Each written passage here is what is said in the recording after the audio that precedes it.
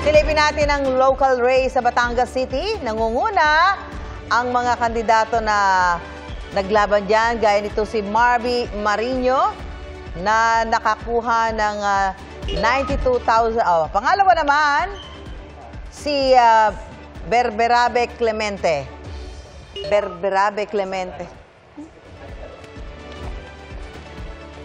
Ito po ay partial, unofficial as of 2:30 a.m.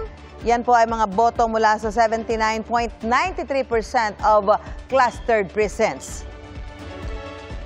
Silipin naman natin ang local race sa Cavite City. Nangunguna si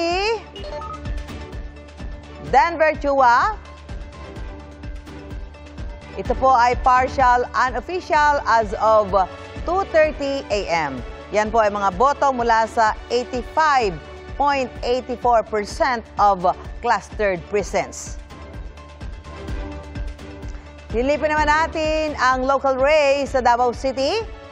Nangunguna si Rody Duterte na mayroong 527,661 votes. Pangalawa si Carlo Alexi Nograles na may 64,180. Si Bishop Rod Cubos, 6,216 votes. Jonathan Dulain, 1,058 votes. At Joselito Tan na mayroon pong 906 votes. Ito po ay partial, unofficial as of 2:30 a.m. Yan po ay mga boto mula sa 79.45% of clustered precincts. Silipin naman po natin ang local race sa Albuera, Leyte. Nangunguna po. Ayan, silipin natin, tignan natin. Si Kerwin Espinosa na may 10,939. Pumangalawa si Vince Rama na may 7,081. At pangatlo si Sixto de la Victoria na may 2,761.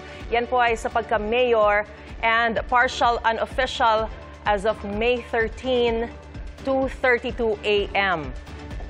Yan po ay mga boto mula sa 71.79% of clustered precincts.